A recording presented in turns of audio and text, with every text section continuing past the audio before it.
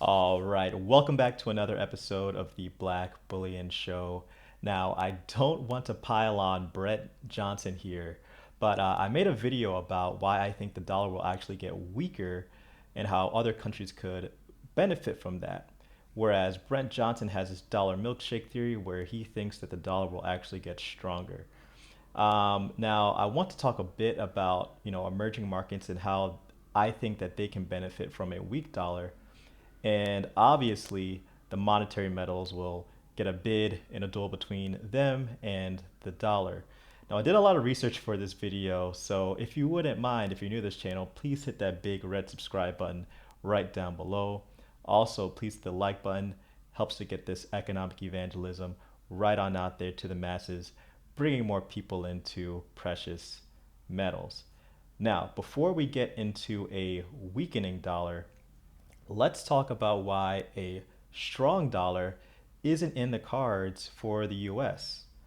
One primary reason is that according to Trump, a strong dollar makes it prohibitive for us to do business with other nations and even take their business. Now, some of you may have been around and alive for this, but this is the Plaza Accord, and this is actually a historical precedent behind Trump's hypothesis. Now, the Plaza Accord of 1985 is essentially this, and I'll read here. The Plaza Accord is a 1985 agreement among the G5 nations, France, Germany, the United States, the United Kingdom, and Japan, to manipulate exchange rates by depreciating the US dollar relative to the Japanese yen and the German Deutschmark. And this is essentially what happened from that. And I'll read this highlight here. The Plaza Accord was meant to push down the US dollar, with the US, Japan, and Germany agreeing to implement certain measures to do so. For the US, it planned to reduce its federal deficit, Japan was to loosen monetary policy, and Germany was to implement tax cuts. Leading up to the Plaza Accord from 1980 to 1985, the US dollar appreciated by over 50% against the yen, Deutschmark, French franc, and British pound. The strong dollar put pressure on the US manufacturing industry, causing many major companies like Caterpillar and IBM to lobby Congress to step in, hence the Plaza Accord. Now, they wanted them to step in because their business was suffering because they had to compete with others, yet the US dollar was so strong. Uh, so I bring all of this up to say that because the US dollar doesn't want a strong, or because the United States doesn't want a strong dollar, they have also manipulated it in the past to prevent it from being strong. So we also have a precedent, historical precedent of the U.S. manipulating it so it doesn't become strong for competition in the global market. So with that, that pretty much only leaves two directions for the dollar if that is the general sentiment behind the U.S. Wanting to compete with other nations. That basically means we are either going to remain at stasis, remain flat, or we're going to continue to weaken the dollar with against other currencies that may also be weakening. Um, Now, I think we will have continued currency wars, especially with the onset of changing supply chains after the Ronies have really brought that out to light. Because obviously, with all of the shocks in the supply chain, trying to get medical supplies to the U.S., there have been talks about really restructuring the supply chain. So check this out. The Ronies will reverse globalization and create regional supply chains, economists predict. Now, this is from CNBC. So I'm going to read this highlight here. In a report published on Wednesday, the Economist Intelligence Unit said the pandemic will reverse globalization by accelerating a move forward toward regional supply chains.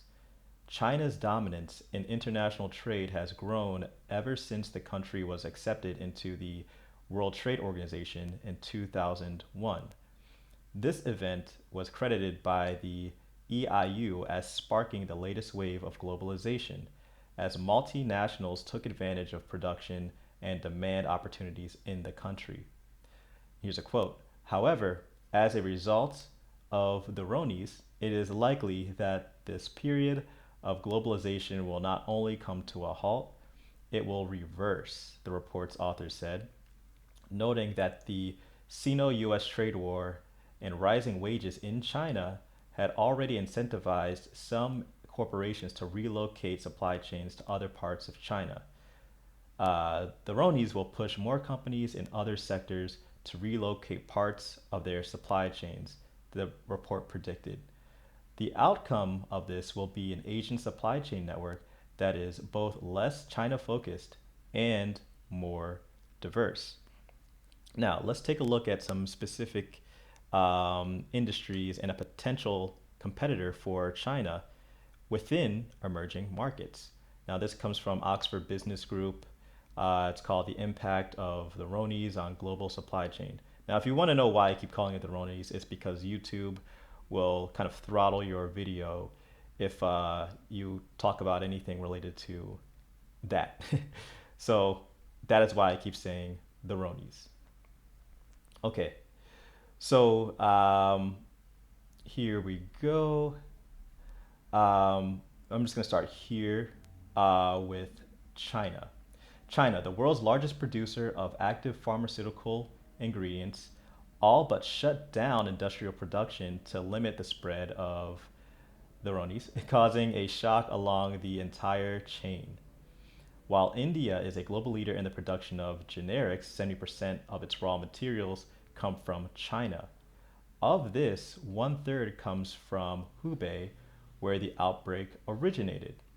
Crucially, India is a top global producer of paracetamol used by those experiencing milder symptoms of the Ronies. I'm actually going to jump down here to this smaller paragraph and read.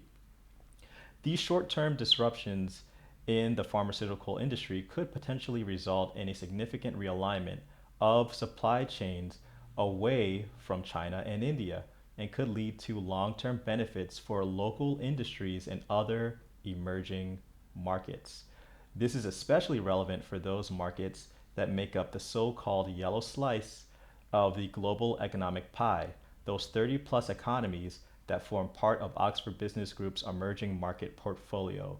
In particular, the realignment of pharmaceutical supply chains could stand to benefit countries with large internal markets relative to others in their region, such as Egypt, Indonesia, Saudi Arabia, and Mexico. So here is basically the thing.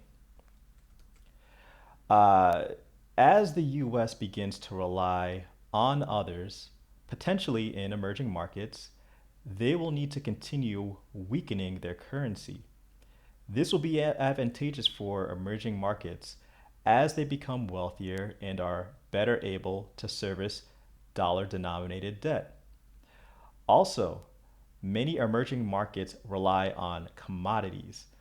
As the dollar weakens, that strengthens those commodities in dollar value. And let's just say, for example, if the US decides to bring some of that supply chain back home, we would have to severely weaken the dollar in order for it to even be somewhat favorable enough to keep costs down. So, this is pretty much what I see. I see a weaker dollar in both of these scenarios. And obviously, on the flip side, I see stronger gold and stronger silver denominated in US dollars. So let me know what you guys think about all of this in the comment section below. Um, this is, essentially some crazy stuff that's happening right now. I don't think people even realize what people are beginning to posit as what could happen to globalization, essentially, in the future. Ray Dalio has even said things like we may see the end or a reversal of globalization into more regional behaviors and maybe even more just domestic production. So let me know what you guys think in the comment section below. Thanks again for watching. Please give the video a like. Please subscribe. It is Black Bullion.